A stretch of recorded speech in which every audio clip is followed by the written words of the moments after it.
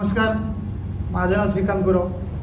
Me as a salesman म्हणून काम करतोय ट्रेडिशनल मार्केटमध्ये. ऑलरेडी बरेच 20-25 वर्ष काम करतोय. पण 2016ला जॉईंट के माझा हाताचा प्रॉब्लेम होता, म्हणजे चिकनगुन्यामध्ये माझा प्रॉब्लेम झाला होता. पण 2015ला मला एक आपले असेच सहकारी भेटले आणि मला जॉईंट केअर घ्या खायला सांगितलं, त्यावेळी सुचवलं. तर जॉईंट केअर खाल्ल्यानंतर मला तिसऱ्या दिवशी माझा हात वर्किंगमध्ये आला. तिसऱ्या दिवशी सुरू केली फक्त जॉईंट केअर. 2015ची गोष्ट आहे. त्याच्यानंतर कंटिन्यू मी प्रोडक्ट खात होतो. माझ्या घरी 2 मुलींना एमसीचा प्रॉब्लेम होता, तो आपला वेलनेसचा प्रॉब्लेम सॉल्व्ह झाला. मिसेसला ऑलरेडी 83 किलो वजन होतं. डॉक्टर सांगितलं तुझ्या मिसेसला जर बीपीची गोळी चालू राखेल तर मरेल.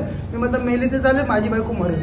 आणि त्याला आजपर्यंत बीपीची गोळी नाही, आपले न्यूट्रिएंट न चुकता खाते ती बाई.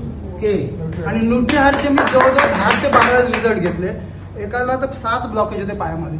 आणि त्यांचं 1 महिन्यानं ऑपरेशन होतं. आणि ऑपरेशनचा त्यांचा 2.5 लाख रुपये खर्च होता. मी त्यांना बोललो बघा 1 महिना तुमच्यामध्ये अवधी आहे.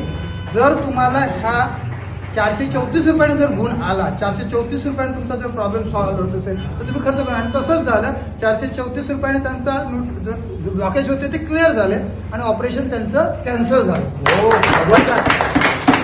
आणि त्याच्यानंतर आता रिझल्ट जे सांगितले ना, जवळजवळ 35 ते 40 रिझल्ट आहेत. आता एवढं का मी ते शेअर करू शकत नाही, पण प्रोडक्ट बद्दल जबरदस्त प्रोडक्ट आहे. फक्त खाणं कंटिन्यू खाणं आहे. ओके. जो कोणी द्या, ज्या कोणाला तुम्ही सजेस्ट करा, ज्या कोणाला द्या.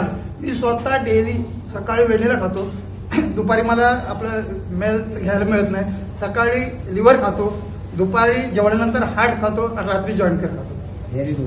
म्हणजे त्यामुळे स्वतः त्यामुळे मी दिवसाला 10 ते 12 किलोमीटर पर डे, आज वर्ष माझं 57 आहे, मी 8 ते 10 किलोमीटर डेली चालतो त्या न्यूट्रिशनमुळे. आणि माझं तर बरं, माझी बॉडी 2015ला पूर्ण संपलेली होती. पण आपल्या नॅचरामुळे मी पूर्णपणे अन्नापेक्षा नॅचरामुळे प्राधान्य देतो. ओके, जबरदस्त.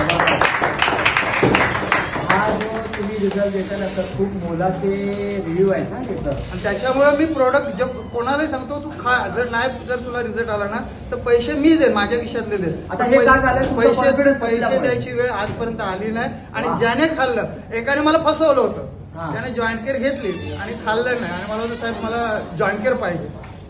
पहिली जॉईन केअर त्याने मी खाल्ली नाही. पण मला दुसरी तुम्हाला का पाहिजे तर नाही आणतं. त्याने पहिल्या जॉईन केअर उधारी त्याला आपण देतो, ते पैसे पण दिले नाहीत आजपर्यंत. ओके, मग आपण उधारी द्यायचं नाही. त्यावेळी मी त्यावेळेस त्याने खाल्ले. मला लक्षात आलं की ह्या माणसाने आपला फसवतो, त्याला रिझल्ट आला, आपल्याशी गेम करतो. मी त्याला परत नाही खाल्लं तर चालेल, तुझ्यासाठी नेक्स्टचे प्रोडक्ट खाण्याचे लायक नाही. बरोबर, म्हणजे उधारी देऊ नये हा तुमचा एक मेसेज आहे.